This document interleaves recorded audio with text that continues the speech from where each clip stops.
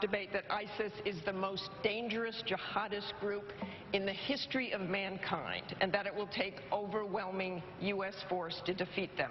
Can you specifically tell us what you mean by overwhelming force? Well, first we need to understand who they are. ISIS is not just a jihadist group, they're an apocalyptic group. They want to trigger a showdown in a city named Debate between the West and themselves, which they believe will trigger the arrival of their messianic figure. And I'm not saying that's what's going to happen. The reason why it's important to understand that is because these are not groups that are just going to go away on their own. They are going to have to be defeated. And I believe they need to be defeated on the ground by a ground force made up primarily of Sunni Arabs. It will take Sunni Arabs to reject them ideologically and defeat them militarily.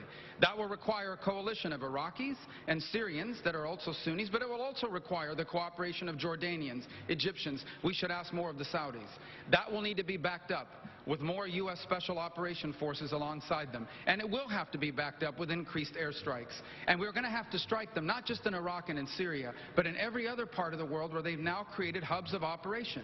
They have affiliates in over a dozen countries across this planet. They have a sophisticated network of radicalizing people here in the homeland and around the world. But it all begins by taking away their safe operating spaces with a ground force that a U.S.-led coalition takes on. Again, Senator Rubio, you've already said ISIS is the most dangerous jihadist group in the history of mankind. So that would make it more dangerous than Al-Qaeda, the insurgents we fought in Iraq. We committed hundreds of thousands of U.S. troops to fight those groups. So if ISIS is the most dangerous group in history, why not commit a large U.S. ground force? Because they currently occupy Sunni cities and villages. Sunni cities and villages can only truly be liberated and held by Sunnis themselves. If they are held by Shia, it will trigger sectarian violence. The Kurds are incredible fighters, and they will liberate the Kurdish areas, but Kurds cannot and do not want to liberate and hold Sunni villages and towns. It will take Sunni fighters themselves in that region to take those villages and cities and then to hold them and avoid the sort of sectarian violence that follows in the past. And why that is important is because if Sunnis are not able to govern themselves in these areas, you are going to have a successor group to ISIS. ISIS is a successor group of Al-Qaeda. In fact, they broke away from Al-Qaeda because as horrible as Al-Qaeda is, ISIS thought Al-Qaeda was not radical enough.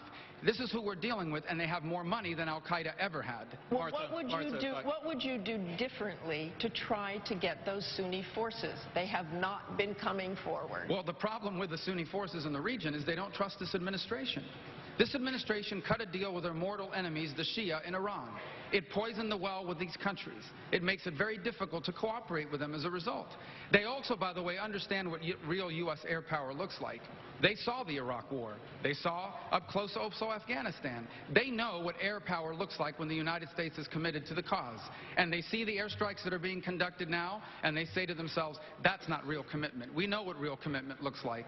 The Jordanian king was in Washington 3 weeks ago. He told everyone who would listen that they have begged for permission from the coalition to target caravans. And the coalition, meaning U.S. leadership on the ground, would not allow them to proceed with those airstrikes. Mr. Trump, thank you very much, Senator Rubio.